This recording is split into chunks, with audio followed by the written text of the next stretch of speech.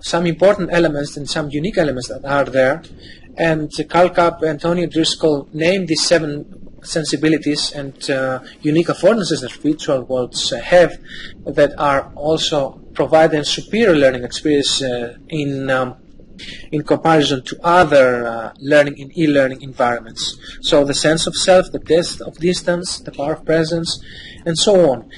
But this is just, and I think these are things that we already know, we have already experienced, or we, at least that we are here in Second Life a longer time. But this is just one layer of a complex 3D instructional design, which consists of at least 4 different layers that we need to address and take into account when we are teaching and learning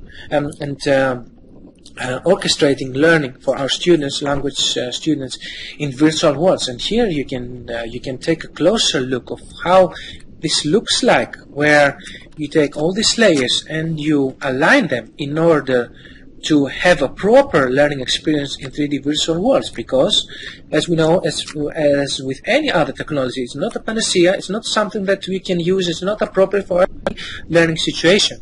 So, but you have to apply this architecture if you want to be successful. So this is something that we have learned from the pioneers. This actually works. So, question: how many of us are aware of this instructional design and how to actually organize and design properly a learning activity in virtual worlds? Not all of us. So that's something, that's a skill, a critical skill that we actually need. Otherwise, we're just making a poor use of this environment.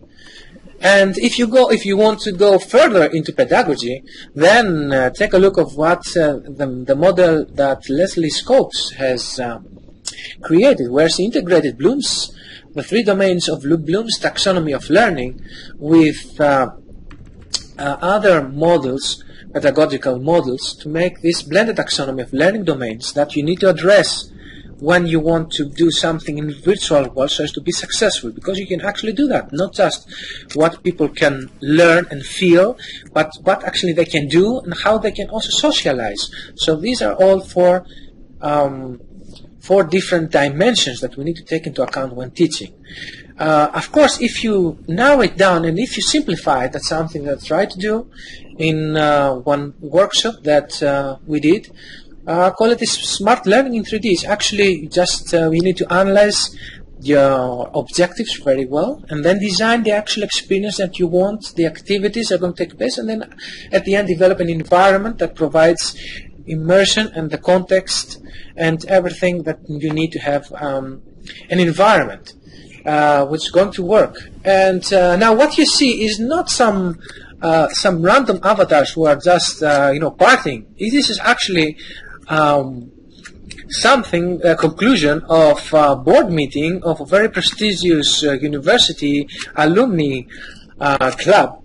And after we did the actual work, we just continue to have fun. And you have here people with PhD and university professors and entrepreneurs and having fun together. And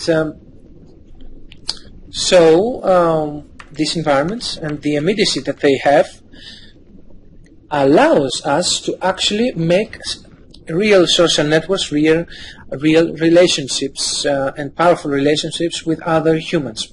But of course, remember the sentence, the key sentence that I used before from the Infinite Reality book, that it works when you have your own avatar. So it takes some time to get there. Yeah, to go and not just have fun during learning, but go on. And of course, the next keynote is going to be all about gamification, so and how we can use digital storytelling and in order to orchestrate learning and also motivation to get people involved and hooked to learning. So I'm not going to talk anymore, so this is going to be. So if you integrate all of this together, you can actually have results such as the one that we had. And Cyber mentioned the Maya Island that was developed as part of the University of Washington's Virtual World Certificate Program, and actually won 2 awards for good educational practice about machinima and a good educational practice in virtual worlds. So this is open, you can actually do that. So I think there's a mic open. Someone wants to intervene or something, a point you want to say before we go on? Do you have any question so far? If not, I want to ask you again another question. This is now again for you, the time to address and say, okay, so, alright, okay, so we have an idea how future learning can look like. Virtual worlds can be a part of it, but how, now let's go back to the individual. Okay, I'm an educator, I'm teaching languages. How am I going to survive? What do I need? What is my aim? What is my goal? What is my vision here? So what is your strategy? What is some of the tips that you provide with students or peers? What do you try to do? Do you embrace this technology? Do you fight it? What do you do exactly? Or should I continue? I see. Well, not a lot of sharing, not a lot of love. Okay, Osna. Blend. Oh, that's interesting. What does it mean? The problem is, okay, how are you going to survive? What's going to be your individual strategy as an educator, if you're an educator? Of language learning. Long answer. Okay. Okay, so some ideas can come up. So blending, but I don't know if you agree. I think that whether we like it or not, there's a kind of a food chain, a taxonomy, if you'd like, just like in nature.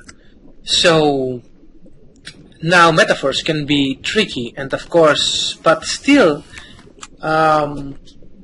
There are going to be people who are going to implement this and help others and be integrated and go and take initiatives. So they're moving up the food chain, and others who will stay behind. And so to the extent that we depend and rely on this technology, well, we're going to be lagging behind. And of course, we're talking about the individual, but collaboration, as we already discussed, is key. So we're not alone. So to be a small fish to be eaten by bigger fishes, learning from what is happening in also in other e-learning subdomains. But if we collaborate all together, we can have a larger impact. And I much prefer this pyramid and this analogy here. Of course, we're not the fruits, we're not the vegetables and the food to be eaten by our students, but actually we are the chefs that are integrating different elements. And any learning intervention is going to need different elements to be successful. Yeah, sure, you have to trust someone and actually get to the point where you love not just, and you actually apply it in practice, this love for your subject, for what you are teaching, for the people you are teaching, and for the technology itself. And yeah, as it has already mentioned, the communities of practice. And what was missing, we have the tools, we have been having the tools, and the MITx and Coursera have already demonstrated that we can actually go to large numbers, but virtual worlds are going to be irreplaceable because we will need, and they are the perfect tools to build actual virtual communities of practice where people can actually sit face to face and bond with each other in a healthy way, of course.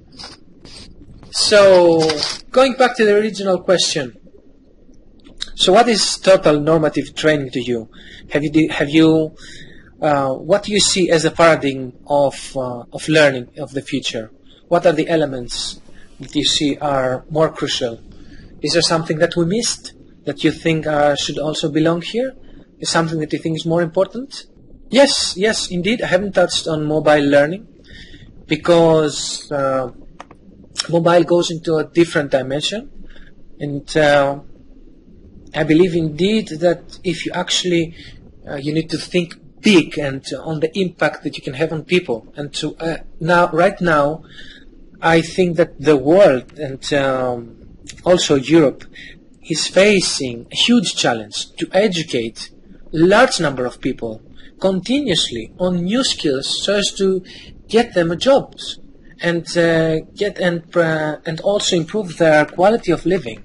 And for this to be done, we need infrastructure to provide mass education to a lot of people. And mobile can be a part, but it's not immersive. Something which is small, so it can provide small nuggets of learning, but not so much for a complete experience. But again, when we're talking about virtual worlds, we need to think broader. It's not about Second Life, OpenSim, and the other platforms. It's about the elements that are here. So, for example, we might something new can come up that's going to overshadow anything else. That, for example, uses Kinect or other devices that uses gesture-based control for the actual computer. And so, as we approach the end, I would like to finish and encourage and urge everyone to not to be overwhelmed of what is going on and the pace of the technology change, because I think if there's something that we love, we're passionate about, and we define goals that really matters to us personally, I think we can find the people to blend with and actually achieve it. And I choose this image because here you can see the best basketball player in the world failing. So if he fails spectacularly, actually, he tries to slam the ball, but actually he's being stopped. So it's okay, and failure is part of the process, so experimenting is okay.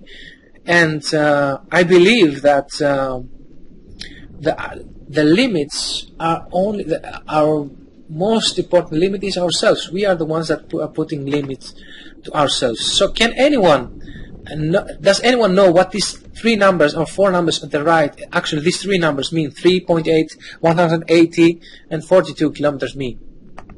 Does anyone know? Probably not. Okay, so nobody knows what these things are, right? 42 and so on. Yeah, 42 is the answer. Yes, exactly.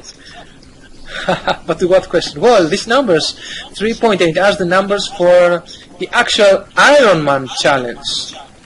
So if you look it up, you'll see it's 3.8 kilometers of swimming, and then you go on and go for cycling for 180 kilometers, and then you finish with one marathon, 42 kilometers. That's the easy part. So, yeah, yes, that's it, the actual challenge. So, and actually, if this is not enough, this guy, he's an Irish guy, he's actually made it 10 times in a row. So, in 10 different days, consecutive days, he went on and did this. So, if he was able to perform this, I believe we can also be proficient. We can achieve progress and do some kilometers in digital technology. So let's ask ourselves, when was the last time we tried something new for the first time? I think that's something that we need to keep in mind. Not maybe so dangerous as this guy, but this I think is the first step that we can take. And as said, these are all in the core of the new initiative that we have launched, that we are open for institutions and individuals who need to harness the potential of virtual collaboration and virtual immersive environments. So thank you very much for your attention and for being here. Feel free to contact me and friend me in Second Life and in the web. And I'm looking forward to any questions and reactions that you have.